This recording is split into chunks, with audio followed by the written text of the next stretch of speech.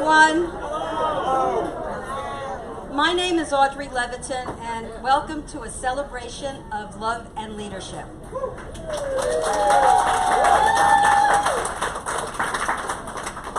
Welcome to our guest of honor, Rabbi Greenstein.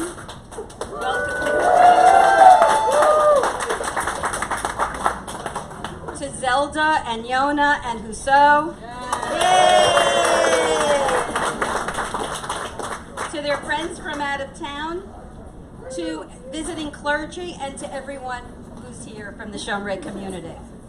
Today we honor Rabbi Greenstein's 13 years as our spiritual leader, teacher, and friend. The program will be about 45 minutes long, and you will hear from a cross-section of people from our community who will speak to the many ways the Rabbi worked with us in loving partnership to make Shomrei our home away from home. At the heart of this day is our gratitude. I'm John Lasseter, co-chair with Audrey for this event. I'm just gonna take the moment in for a second, just because it's an amazing moment. We're all finally eating together. It's outside, so we can eat together. But it's wonderful to see everybody here. It's great. A wise man once told me, and see if you can figure out who I might be talking about.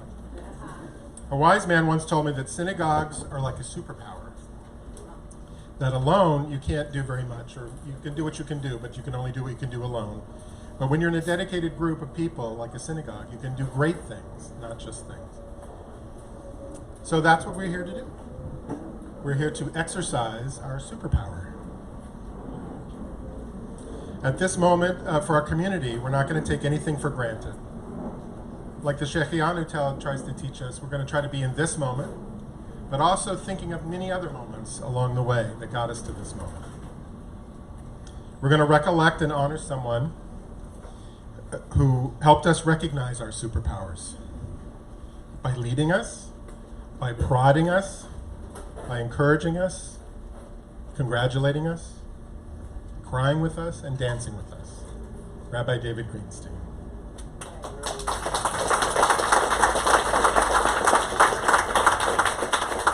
And with that, I want to bring our host with the most, bring on Nick Leviton, our host with the most, who is our MC for the program. Good afternoon, everyone. Today is a celebration of love and leadership. We celebrate our rabbi and the 13 years in which this congregation has come together and flourished. Now, normally, I would start quoting Heschel about now, but today I'm not going to. Because words, in and of themselves, even Heschel's words, can't fully express the gratitude we feel for all the ways in which you have touched our lives. Nevertheless, our speakers are going to try to find the words.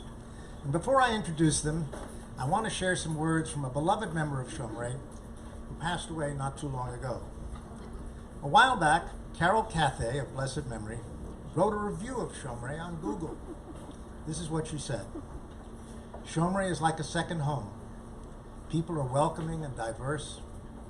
Rabbi is a scholar yet down to earth, never too busy to listen, wry sense of humor. Few words that say a lot. I joined Shomrei shortly after the rabbi arrived. I came here in search of a sacred community, a meaningful Judaism, and a rabbi, a spiritual leader of substance. I found all three. And most importantly, I found a rabbi who understood what a sacred community could be. The rabbi demonstrated that in short order. Not too long after his arrival, he encouraged us to re-examine some essential questions. Who are we as a community? Where are we going? What is our vision? Ultimately, the answers we arrived at as a result of the 2020 committee led to who and what we are today. Now, our first speakers are two people I have had the pleasure of working with on a number of occasions here at Shomrei. Both were co-chairs of the 2020 committee, our immediate past president, Fern Heinig, and Andy Silver. Thanks, Nick. Though not quite immediate past president anymore. Time's flying, guys. 2 past presidents. So, Some of you have heard about the 2020 committee. Some of you have actually been on the 2020 committee, and some of you just keep hearing this expression and have no clue what the heck it is. 2020 really started out with the rabbi's passion of the fact that, you know what, synagogues are dying, our own members are getting older, retiring, moving away, and we're not attracting younger people to come join Jewish communities. This wasn't just a Shomrei problem, this was a national problem. So Rabbi Greenstein learned about this model called the co-op model, and it became a for real passion for him. It was a way he thought that we could revitalize not only our community, but Judaism. So the first very, very smart thing he did was solicit Andy Silver to lead the way and lead the charge in this.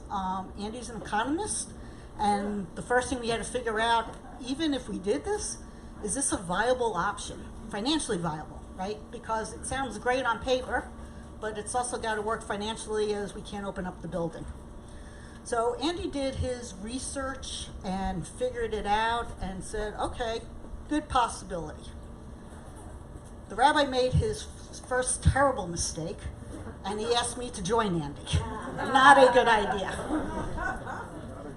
Yeah, it's never a good idea, because we know that the rabbi has strong opinions, I have strong opinions, and sometimes, and he has no opinion, sometimes Andy just played referee. But the very, very first thing we did was, as a leadership committee, the rabbi, Andy, and I, as we sat around and said, whom from this congregation do we need to join us? And we really spent a lot of time literally going through the directory. We had our own criteria. Some have been agreed to, some people have gotten mad at us about, but we really wanted fresh faces, we wanted a new look, and we wanted all demographics to be represented. So we called our committee together, first meeting, and the very first meeting just got totally out of control because we thought we were going for a co-op committee, and really what it was all about was that our wonderful committee really looked at the future and said, this is more than just a financial model. There's lots of things that we need to do, and we need to incorporate into our community to be a sustaining community. So that's how we got renamed Shomrei 2020. The rabbi, Andy, and I think it was 2 years. I mean, this 1 month committee stretched into 2 years, and God bless our committee members because they showed up at meetings once a month and did their own work in between meetings. And so it really took on a life of its own, but it took on a life of its own because of all of us working together.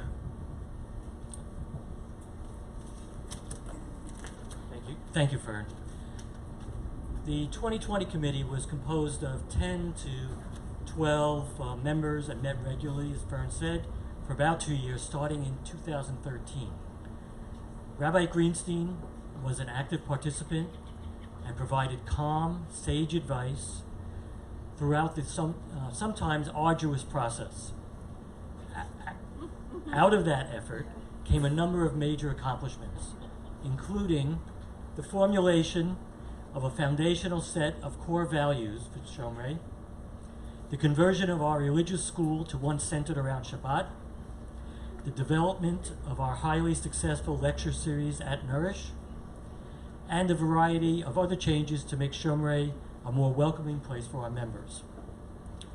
But ultimately, perhaps the crowning achievement was the transformation of our membership model from a traditional one-size-fits-all dues-paying system to the voluntary sustaining share model that we have today.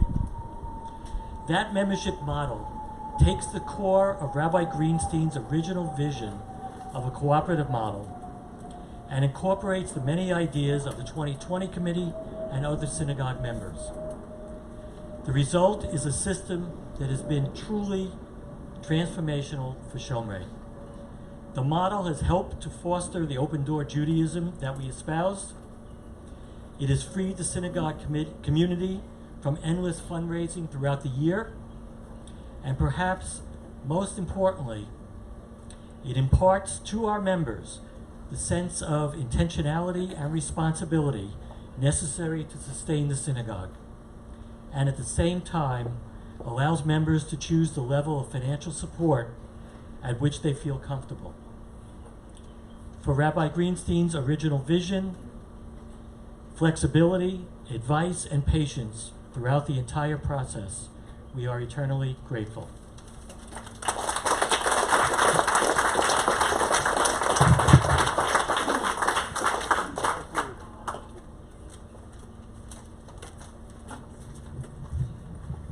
Our next speakers are two people who have spent countless hours devoted to education of our children. Heather Brown, our departing Director of Education, and Adrian Schulman, Vice President of Education.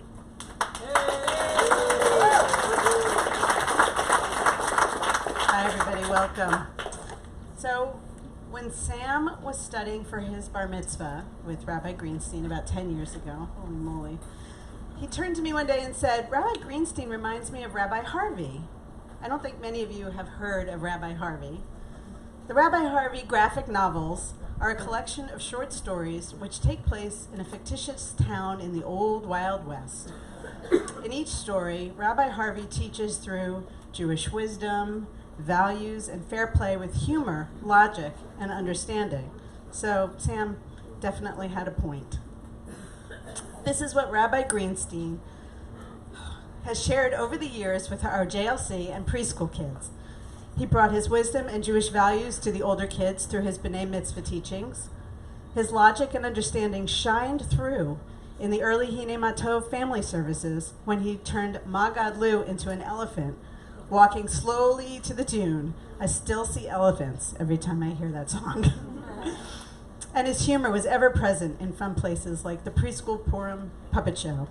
Rabbi Greenstein loved playing Queen Vashti because she always got to say no. He must have liked this part because he never said no to us in the school. He was always game for anything when asked. It's been such a pleasure and an honor collaborating with you, Rabbi. I want to present to you this sheriff's badge so you can continue in the Rabbi Harvey tradition, bringing Jewish wisdom, values, and humor to your next adventure. We're proud to let everyone know there's a new sheriff in town. I mean, Rabbi.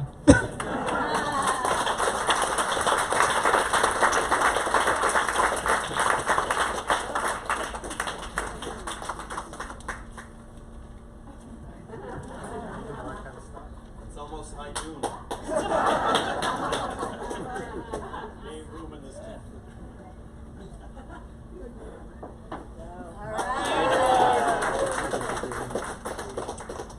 Hinei Matov, these are words that we say often in the school. We say them in JLC, we sing them in JLC, and we sing them in the preschool every Friday morning too, often with our arms around each other if you've ever been to any of our school Shabbats or celebrations. And when I think of the words Hinei Matov, how good it is to be together, I often think of you, Rabbi, as being together here with us in the school, because your presence has been a huge part in the growth of our schools.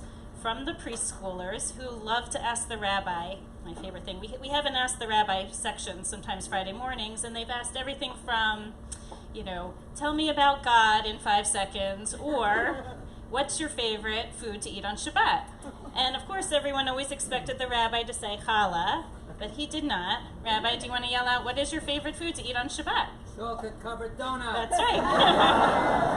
Chocolate-covered donuts, and they would just watch him in awe, truly. And what I love, not because, they probably wanted chocolate-covered donuts at the time too, but what I loved is that the rabbi was always such a human being to us, first and foremost. For the children, he would often read secular stories to them during story time in the preschool, and I always sort of stood back in that moment and looked at you, just seeing that, yes, you're our rabbi, but you are also very much a human being, an open and honest person to our children. And for me, that's an incredible mark of a role model. So we want to say thank you for being a role model to children from their youngest moments here at Shomrei all the way up through their oldest moments. I hope you'll continue to share that spirit of honesty and openness wherever you go. and bringing a spirit of togetherness. And we can all truly say, Hinei Matov, how good it is to all be together thanks to you. So thank you, Rabbi. Thank you.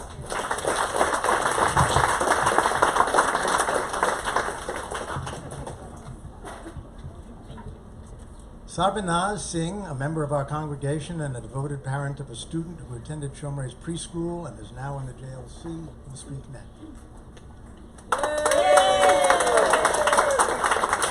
Thank you. Dear Rabbi, when we say goodbye to someone, we are not wholly leaving them, and they are not wholly leaving us. The experiences shared and lessons learned together will remain with both people throughout the days of their lives. Before COVID, my son and I used to attend Friday night Shabbat services. I'd be coming straight from work, and Brian Jr. would be freshly showered, dressed, and dropped off at synagogue with a sitter. He was often one of the few, if not the only child, attending services. Right before we recited the Shema, you'd invite him to join you. You'd take off your talit and wrap it around him. Then you'd welcome his little voice to lead the congregation in saying the Shema. His reward was having some grape juice with you after saying the blessings. This is Rabbi love that will live in my son's heart for all the days of his life. From your involvement with our preschool and JLC, you have shown yourself as a rabbi who is purely himself. Your gatherings with all the kids always felt comfortable for them. They felt like they can just speak to you with ease. Throughout the years, I often saw you help kids better understand Shabbat. You often had to explain to them that even though TV watching, looking at the iPad, playing video games brought them joy, Judaism advised a break so that they can have time with their families and appreciate nature. As a leader and teacher, you have little expectations of how others should act, react, or behave. You just keep doing your best and hope the message of Torah lands in the right places at the right times for whomever is listening. There's a selflessness and a humbleness in this way of teaching that I have admired about you.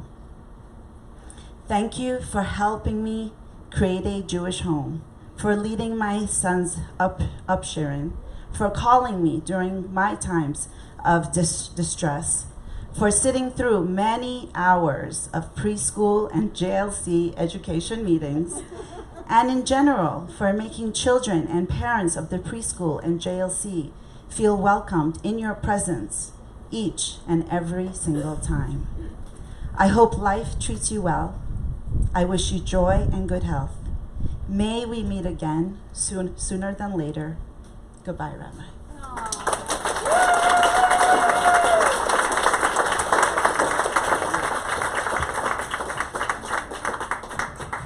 Whenever I walk into Shomrei and see Craig Eichner and Bill Batgay, I always feel right at home. They are ever present in all our services and in many of the rabbis' classes, and here they come. Thank you. So I'm Craig Eichner. The story is told that the rabbi was retiring, and on his final Shabbat, the congregation came out to wish him well. And after the service, elderly Mrs. Weinberg comes up to him and says, "Rabbi, whoever comes after you will never be as good as you." The rabbi says, "Well, that's very sweet of you, Mrs. Weinberg, but I don't think that's true." She goes, "Oh, believe me, it is. I've been here a long time. I've seen a whole slew of rabbis come and go, and each one was worse than the one before." No idea how right I was. Anyway, that certainly was not the case when Rabbi Greenstein came to us. And yes, as Nick said, I'm one of the people I frequently attend services, and I have had the very distinct honor and privilege of sharing the bima with Rabbi Greenstein. And I can tell you, it was always a delight to hear Rabbi Greenstein daven. Anyone can learn to lead a service, case in point. But Rabbi Greenstein expresses such kavanah, you can feel him pour his heart into every word. Of course, having a magnificent voice doesn't hurt. From the sing-song tune of Ein Keloheinu to the soaring grandeur of Kol Nidre, his davening moves the soul. As does the silence. If I had to choose one innovation that made a huge difference in our congregation, it was making the silent Amidah truly silent, giving everyone a chance to have their moment with the Kadosh Baruch Hu without feeling rushed. When I'm in another synagogue that does not have that custom, the lack of silence feels deficient. But just as there is a time for silence, so is there a time for singing. Rabbi Greenstein introduced new, for us anyway, melodies into our service. Prayer, he taught us, need not be mumbled, as if it were something to get through and be done with. Prayer can be uplifting, and what better way than through that most unique of human invention, music. From the everyday Ashrei to his wonderful music slichot services, of which I had the privilege to participate as an accompanist, silence and singing. What great bookends. And the music didn't stop with the end of the service. After Shabbat services, after we had partaken of a sumptuous meal, thank you, Eileen, he led us in Zmirot. For some, it was a return to tradition. For others, like me, it was the beginning of a new tradition. I could not help but marvel at how many songs Rabbi Greenstein knew or knows. Turn to any page in the Bencher, pick a song, and he would not only know the song, but would know multiple melodies for the song. Though why should any of us have been surprised? Rabbi Greenstein leaves us with a rich musical heritage. The voice may be moving on, but the melody will abide.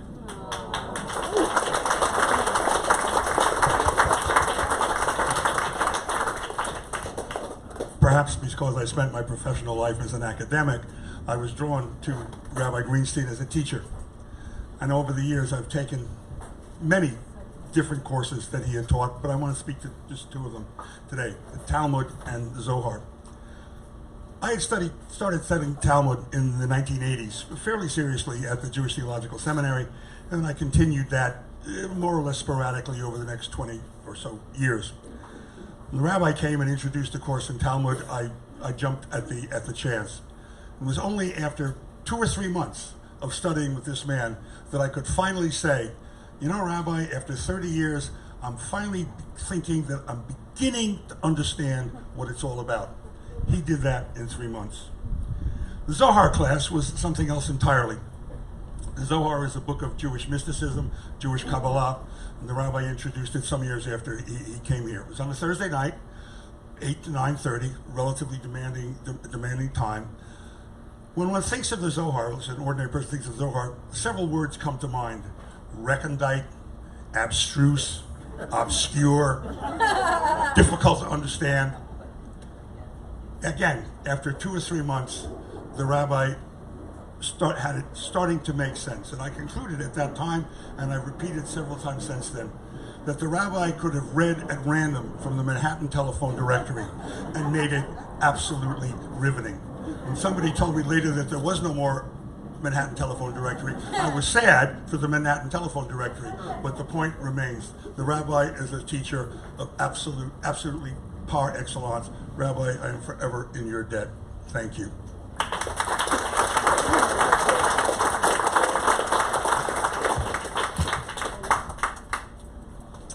Our next speaker is a longtime and devoted member of Shomrei, a pillar of our community, someone with a heart of gold. It's my pleasure to introduce Carol Katz.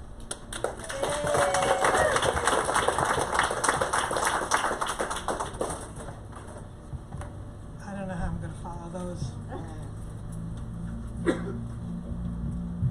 Pastoral care. What does it mean? It is something important to all of us, but not openly talked about. Our private lives are our own business, but the rabbi knows.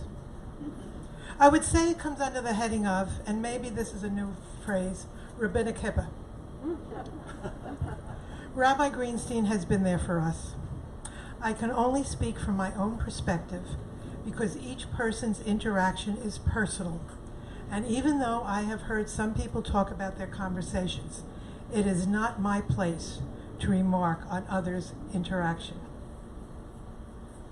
Speaking personally, I can mention how we walked to Mountainside Hospital after Kiddush on Shabbos to see Joe, or how he came to be with me when Joe was having some tests and literally letting me cry on his shoulder, or the healing service when I felt he dovetailed it to me.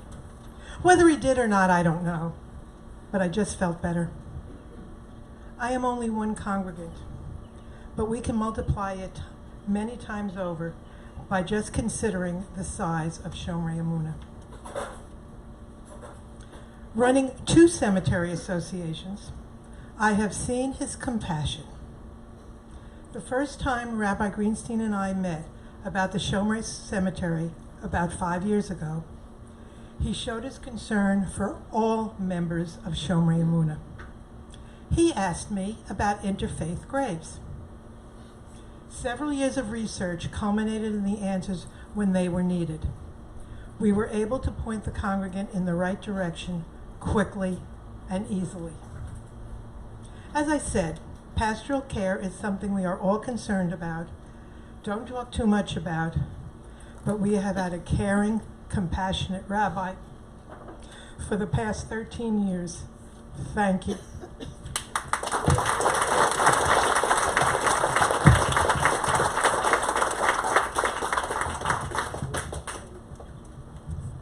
As I remember it, Lynn Kurzweil was a bit hesitant to become co-chair of it's now called the Carol Starr Mesh Cafe. But once she was in, there was no stopping her. Lynn has devoted herself, with her co-chair Eileen Grossberg, to ensuring that the Mesh Cafe feeds our food-insecure neighbors food that is comforting, nutritious, and delicious.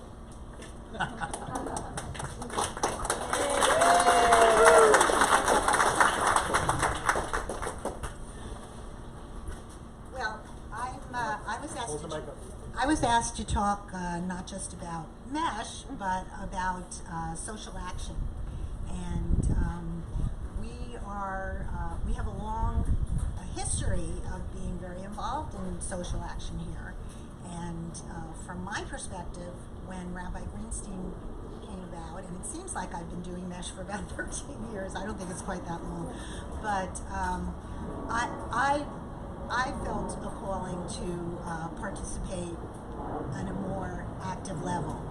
And I think it was because of the way that he approached social action.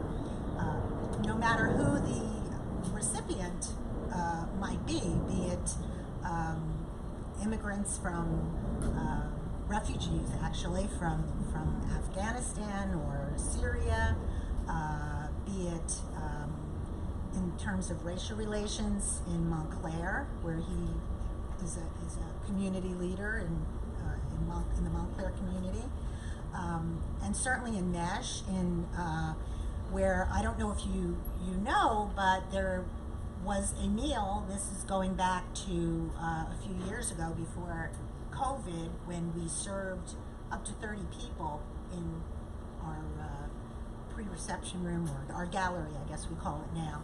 And Rabbi Greenstein said, "I want to cook," and he did. And he planned a meal, he shopped for it, he prepared it, and he wasn't actually there to serve it because he had other things to do. But I was just floored that with everything he had to do in his busy schedule, that he wanted to participate in that way. I think you all, or maybe you're not aware that when we do Family Promise, which we used to call Interfaith Hospitality Network, Rabbi Greenstein and Zelda every year would do a sleepover, an overnight, which is a big commitment, and it was always so much appreciated. And when you do social action, you wonder who benefits more, who gets more out of it, the recipient or the one who is actually doing the work. So I just think it's quite notable that he not only talks the talk, but he walks the walk. He doesn't just encourage us, but he leads by his example. And I thank him very much for that.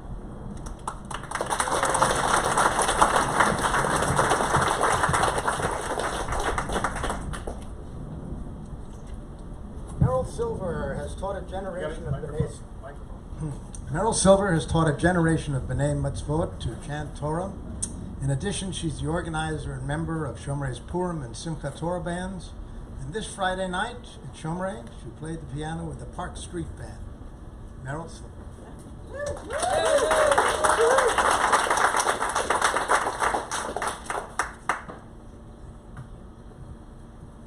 Craig, I think we should have coordinated a little bit more, but it's worth repeating.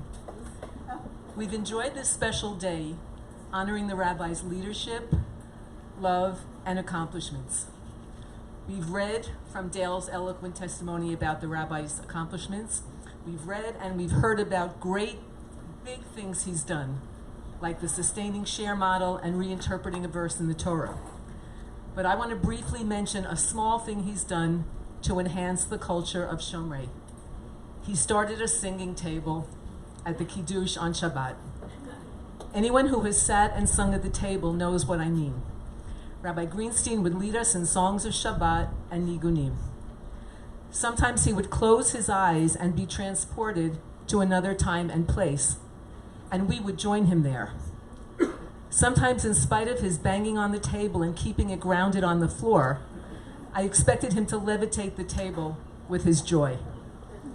So in the spirit of the singing table, I would like to dedicate this song to Rabbi Greenstein. Some people of a certain generation will recognize the melody, but listen carefully because the lyrics have Rabbi Greenstein in mind. So, Maestro Kenny. F sharp, please. If you ask me, I could write a prayer about the way you teach and daven and care. I could fill a tractate with love, not hate, with your Torah sparks oh so great. Take your art and hang it on the wall. Collage, acrylic, oil, large, even small. Zelda, Yona, Shomrei, and Kasha too. David Greenstein, Rabbi, that's you.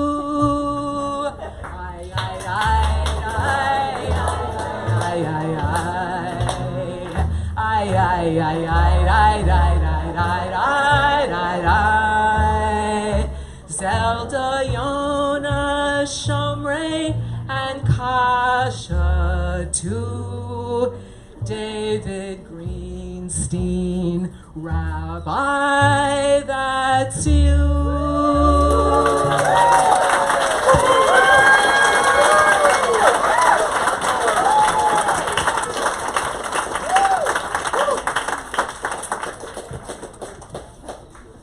That was beautiful.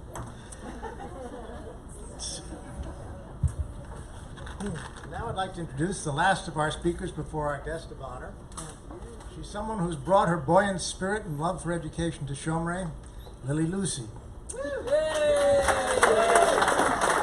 Lily has been intimately involved with the JLC as the assistant director and as intern rabbi, played a growing role in our community. She's now Shomrei's student rabbi, and here she is.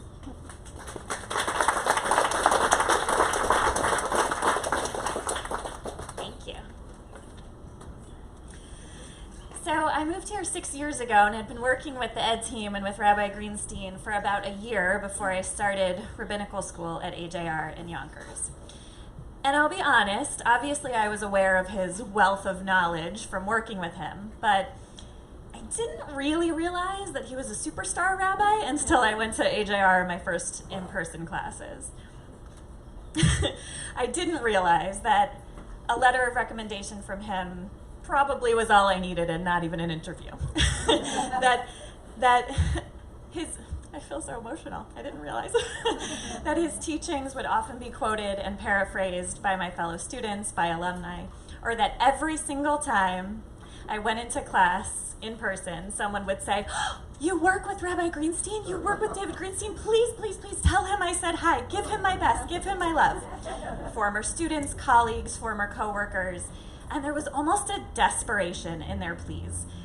These weren't hollow, oh, tell him I said hi kind of askings. They were intense longings for me to tell him that they were thinking of him.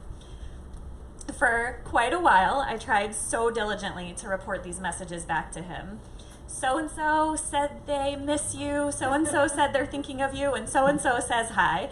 And he very graciously accepted all of these messages, of course, but I'm sure, as he probably knew that I would, eventually I realized that I couldn't possibly remember to report each one at some point.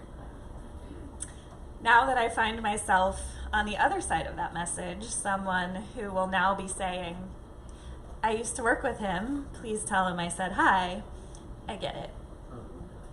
We want people to know their legacy, the ways that they've impacted us, the fact that their presence is felt. A few months ago, Rabbi Greenstein shared the well-known Israeli song Uf Gozal with our incoming B'nai Mitzvah cohort. If you don't know it, it's a song told from the perspective of a parent bird as the little bird leaves the nest. But really, this always goes both ways, right? The one flying away and the one left behind are both impacted to an extent that we can never fully grasp. We're part of each other. Consciously and not, decisions that we make and the ways we live our lives have been informed by what we've learned from our parents, leaders, teachers. I listen raptly to the rabbi's teachings, and I find myself imagining in what ways he can relate to Moshe and the rewards and struggles of leadership and trust in the congregation. In the song, Uf Gozal, the parent bird, while understanding that this transition is part of nature, warns not to forget that there's a dangerous bird of prey in the sky. Well, I think the only dangerous bird of prey in the sky, as we proudly and tearfully send you off, is forgetting that you are a part of each of us. Because to this kehillah, this congregation, as we've heard again and again today, your impact is clear. We've brought one another to this moment. Because through your acts of meeting people of all ages and stages where they are, your gender inclusivity and egalitarian teachings, both in theory and in practice, through sharing your Torah by being you, you've helped each of us to become more us. The type of future clergy that I will be, the Jewish lives we each lead, the kind of community we have. Uf Gozal chatochet hashamayim tus le'an sheba lecha. Just don't forget this one thing, rak al tishkach, that you're always a part of us.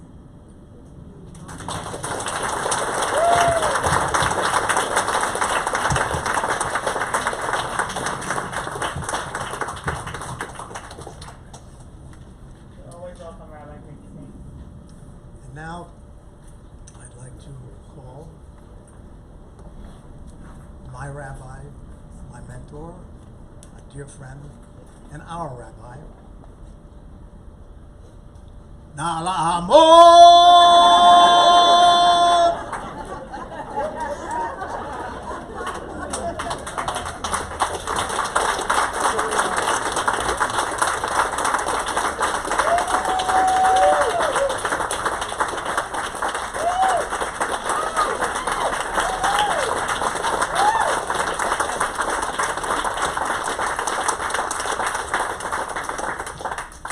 Before David speaks to you, I want to personally thank all of you for your friendship, for your kindness, and for your respect.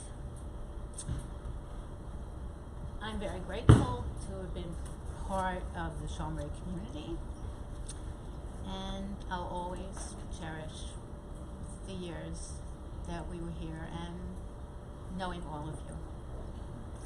So thank you. And now a word from my love of 50 years.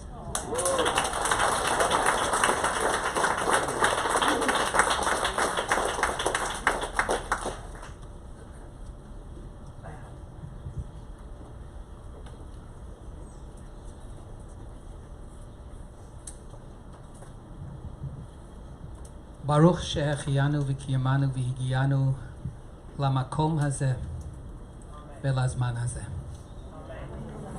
The Heshechianu blessing is often recited in moments of great joy.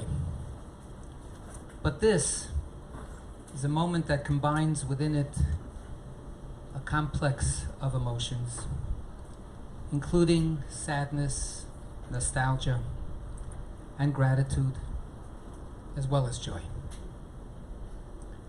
Thank you to everyone who has labored so lovingly, so thoughtfully, so hard, so creatively to make this weekend such a beautiful time for me, my family, and for all of us together,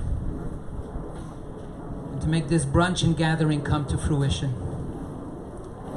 Thank you to everyone who has come here today to hear me say thank you.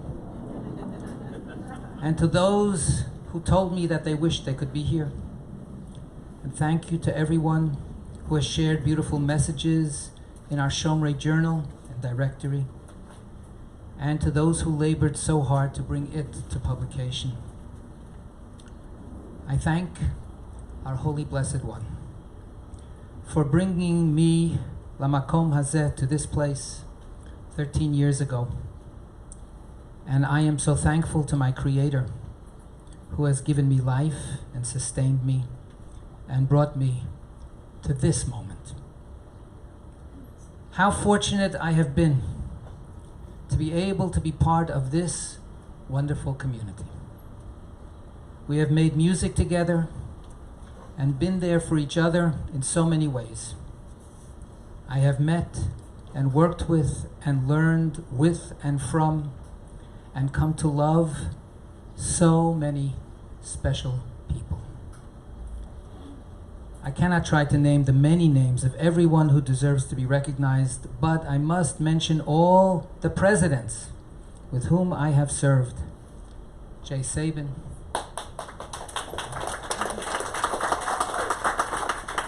Howie Erickson, Rich Epstein, Nick Levitin, Fern Hainig, Sarah Ann Erickson, and Miriam Haynes. And a little nod to Michael Sag.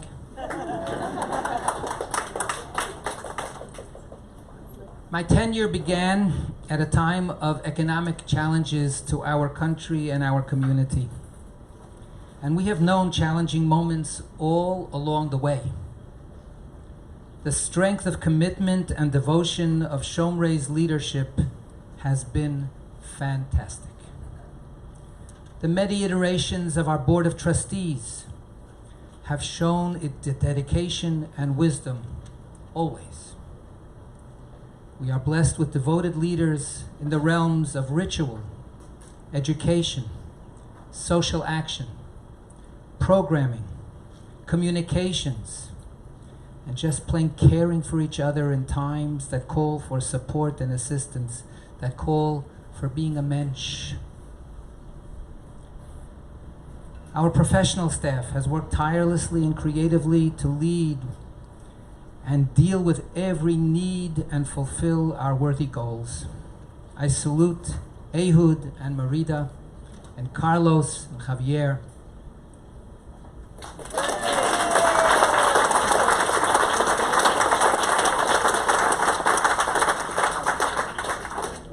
And our educators, Heather, Elah, and Lily.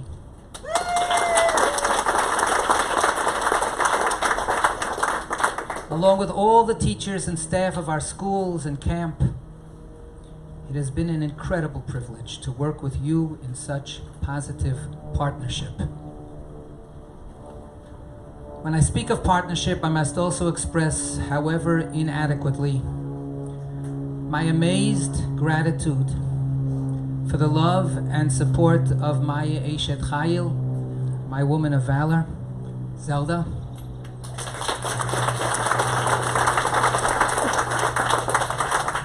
and our son Yonah,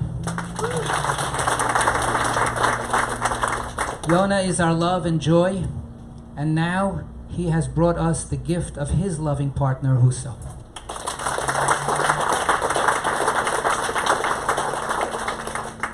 Also, thankfully, as he has grown, he has been my trusted advisor throughout all my years here. And Zelda, well, she mentioned it. This weekend is the anniversary, the 50th anniversary of our marriage.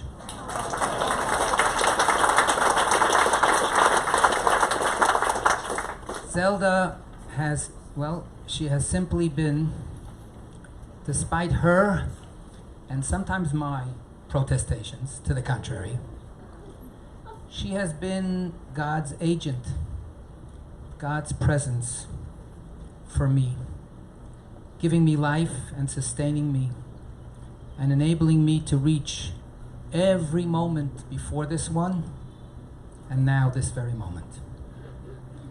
As Rabbi Akiva once told his disciples, Sheli v'shelachem shelahi, anything of mine and yours is all from her. Zelda, you are my gravity and you are my oxygen. When I applied for this position, I wrote that I believed that the role of a rabbi is to be a custodian of Torah, to care for her well-being as a heritage and as a tree of life for the community. This means guarding her integrity and also fostering her potential to become a part of our lives. This includes as well doing the menial work of setting up on her behalf and cleaning up after an engagement with her. I have tried to serve the community and to serve the Torah of our Holy Blessed One in that spirit. I have tried to be the best custodian I could be.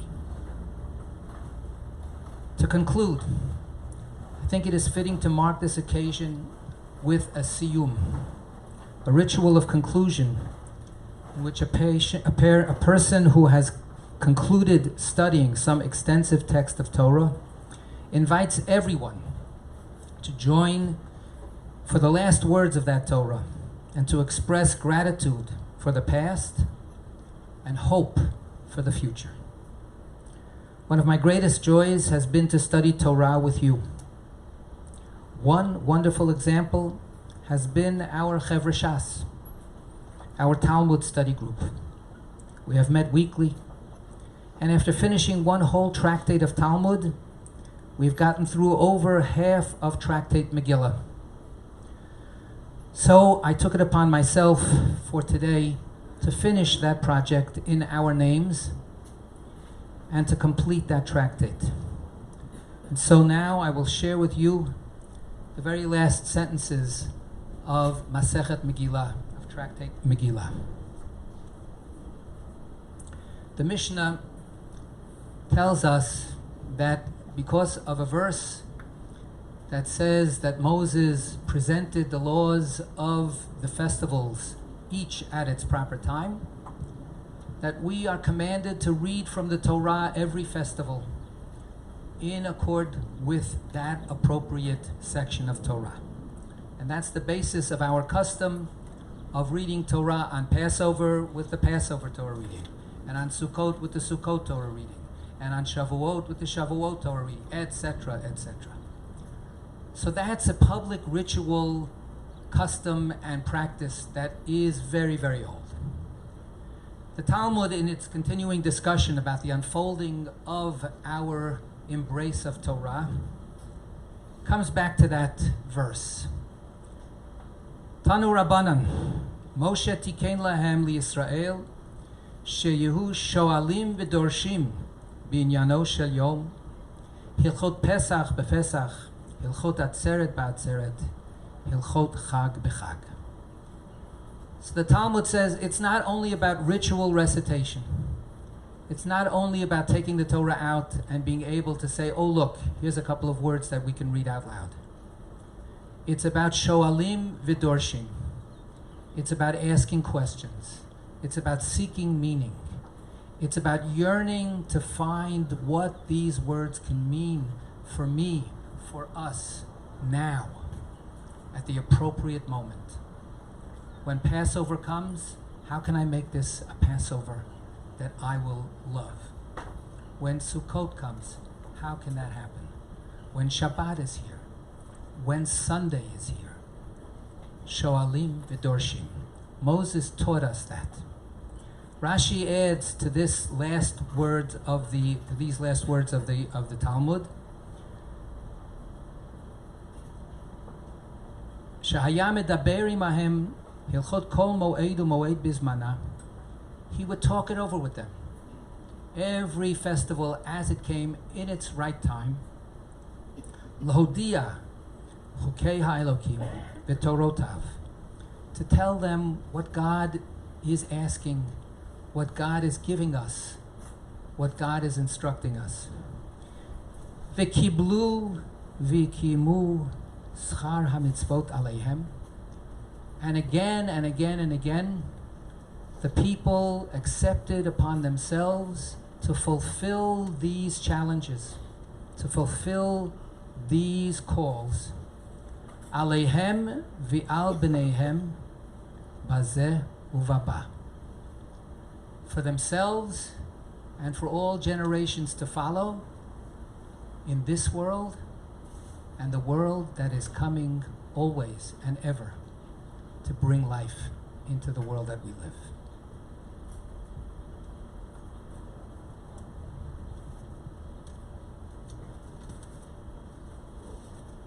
These are the traditional words that we recite at the end of the study of a tractate. Hadran alach Masechet Megillah v'Hadran alach. Masechet Megillah, your beauty has passed over us and touched us, and we pray that our beauty touch you and penetrate you. Da'atan alach Masechet Megillah v'da'atach alan. We will always think about you, and we hope you, the Torah, will think about us. Lo titnashi minach Masechet Megillah v'lo titnashi minan. We will never abandon you, and we pray that you never abandon us. Lo ba'alma hadain v'lo ba'alma da'ati. Not in this world or in the coming world. Ha'arevna Adonai Eloheinu et divrei Toratcha b'finu v'fifiyot amcha Beit Yisrael v'niyeh anachnu v'tze'etzaeinu v'tze'etzaei amcha Beit Yisrael kulanu yodei shemecha v'lomdei Toratecha lishma. Eternal One, our source of strength, make the words of Torah sweet in our mouths, so that we and our children and our children's children will always feel that they are connected to you and that you love them. Now I'm going to ask you to please rise. This is the special Kaddish that is recited at a siyum. Yitgadal v'yitkadash Shmei Rabbi. Yalma dehu atit li'itchadeta ulachaya mitaya ula'asaka l'chei alma u'lemivnei karta d'Yerushalayim u'l'shachle le'chalei b'kava u'lemerkar pulchana nuchra mi'ara u'l'atava pulchana d'ishmaya l'atrei v'yamlich kutsha b'richu b'malchutei v'yikarei v'chayeichon u'v'yomeichon u'v'chayei d'chol Beit Yisrael ba'agala u'v'zman kariv v'imru amen. Yehei Shmei Rabba Mevarach Li'olam L'Olmei Olmaya. Yitbarach v'yishtabach v'yitpa'ar v'yitromam v'yitnasei v'yithadar v'yitalev v'yithalal Shmei D'Kudisha B'richu Le'elam min kol birchata v'shirata tushbechata v'nechemata da'amiran b'yalma v'yimru amen. Al Yisrael v'al Rabbanan v'al Talmidehon v'al kol Talmidei Talmidehon Yal kol man di askin bioraita di biatra hadein v'di b'chol atar v'atar Yehi lahon u'lachon v'lana Shlama Rabba Achina V'chista V'rachamin V'chayna Richin Umizonei Revicheu Frokanami Kodama V'hon V'ishmaya V'hara V'imru Amen. Yehei Shlama Rabba Min Shemaya V'chayim Tovim Aleinu V'al Kol Yisrael V'imru Amen. Oseh Shalom B'imromav Hu Ya'aseh Shalom Aleinu V'al Kol Yisrael V'al Kol Yoshvei Tevel V'imru Amen. May God who makes peace in the heavens above bring more peace. Bring a great peace down here below where we need it so badly, to us and to all who dwell in this globe of ours. Shalom. Thank you.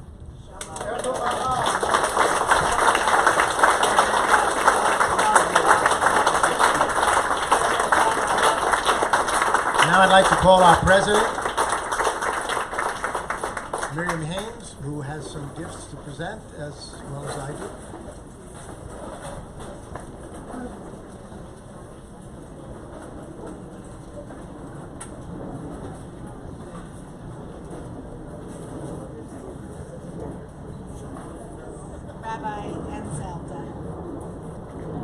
Rabbi and Zelda, I get to present gifts to you, and then I'll be back again to say a few words of thanks. As I said yesterday, can't say thanks enough, so I get to go twice. But even before I present these two gifts to you, I want to let you know that I feel as though I am the one receiving the gifts, as your partnership these past 2 years and your guidance and spiritual leadership over the last 13 years feels like I am the one that has received a gift, and I will always treasure what I have experienced. But more of that in a few minutes. First, we want to present you with a basket of Philadelphia cultural items, including memberships to the Barnes Foundation Museum and to the Philadelphia Museum of Art, as well as a Go City Explorer Pass. Hopefully you already got these via email. And next is a very, very special gift. Again, I don't have a physical item for you to open. More stuff to move, right? It is the Rabbi David and Zelda Greenstein Fund for Social Justice.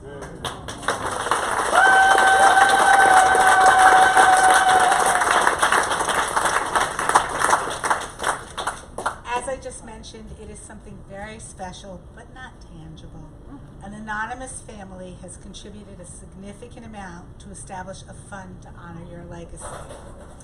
While the specifics are still being worked out, the Rabbi David and Zelda Greenstein Legacy Fund for Social Justice is in recognition of the vision you have shared with Shomrei, the vision of the importance of social justice. You heard a lot of people speak about that.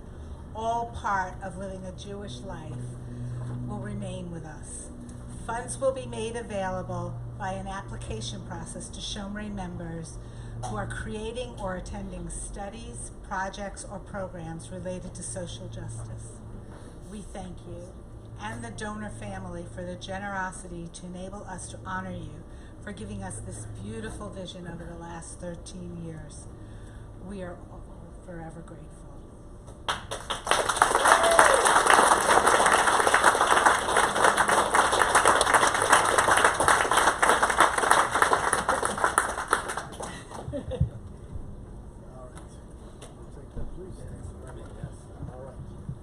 So, I'm not sure what to get you. I've got a bunch of things here you can take a look at and see. Actually, this is something I created in collaboration with Dale Russakoff and, in a way, everyone in the congregation. This is a book, a photographic celebration of your years at Shomrei.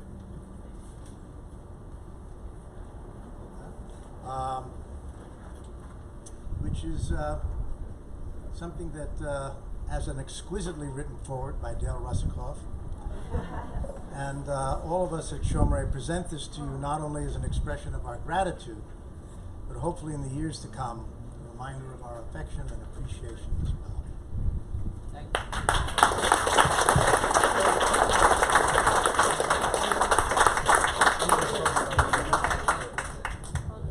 Just so, I'm sure many of you will probably want to see this. there's only one copy at the moment. But there'll only be another copy in the library, which we'll get to the library. And those of you who'd like to see what it looks like inside can do so by checking out the website, which is listed on I think the second page of the program. And when you get home, you can look at it and not have to look at it over someone's shoulder, okay? I'll look at it now.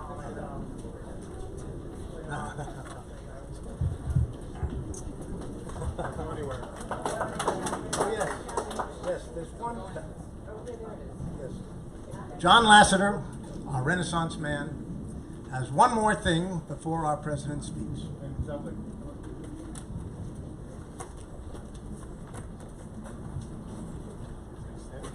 It's like a bar mitzvah. You stand here. So if everyone would turn to the last page of your program on the back. You've both been a blessing and led us in so many blessings that we're going to lead you in a blessing right now. So I'll read the regular lines, and if everybody could join in and read the italicized and bold-faced lines. Everybody ready? As God blessed our ancestors on their journeys, so may you themselves be blessed as you embark on this new journey of your retirement. may you find rest and challenges, quiet and adventure. May you be sustained by all you have accomplished here at Shomrei, and inspired by the possibilities of what lies ahead. May you allow yourself to experience silence and rest. And may you open yourself to the new music that may emerge from that silence. And let us say, Amen.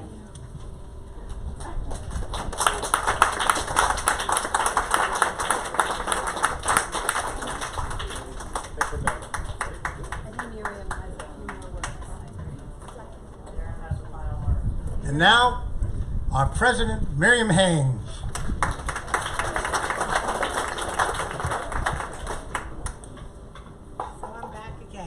As president for a few more days, I get the last word.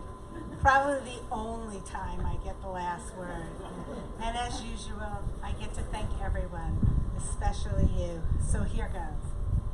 David, the past 2 years working closely together has certainly been a challenge and a pleasure, but I will come back to that shortly. I want to talk about a time when we first met, or at least when I first felt we connected. It was soon after you joined our Shomrei community as rabbi.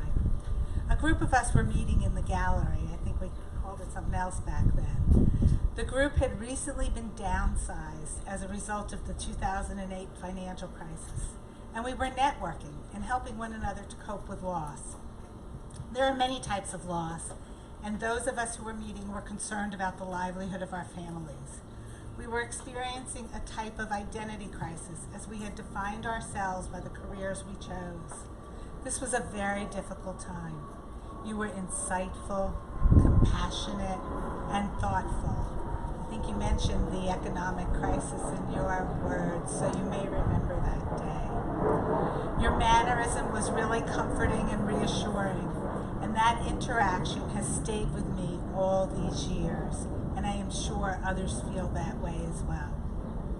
Well, the years went by, and my husband David, I must differentiate the Davids, and I would attend services from time to time, and we loved hearing you sing. It filled both of us with a feeling of warmth and joy.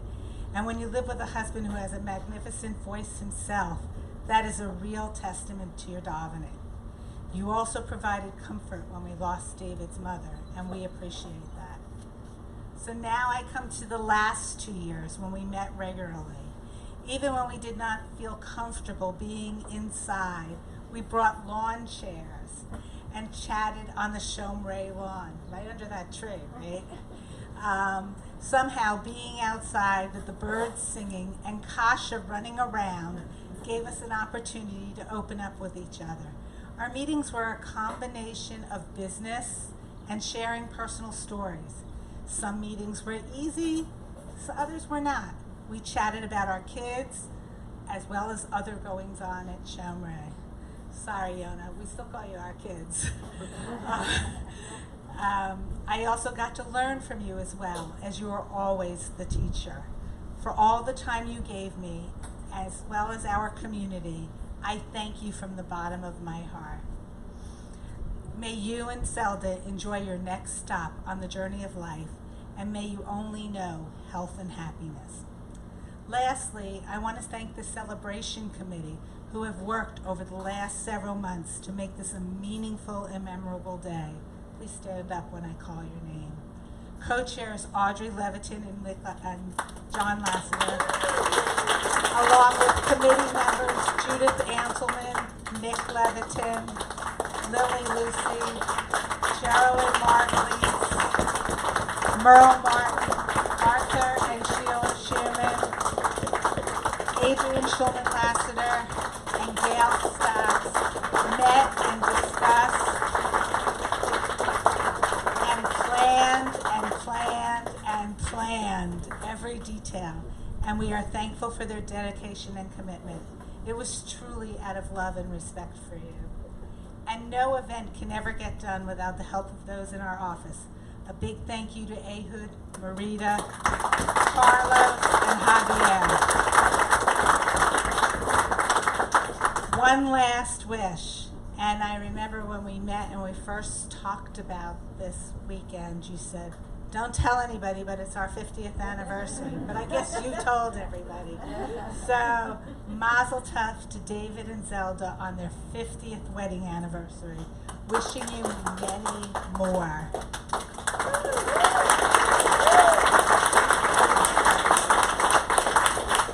With that, I invite everyone to enjoy dessert, a little sweetness to send Rabbi and Zelda along. Rabbi and Zelda, we wish you the best.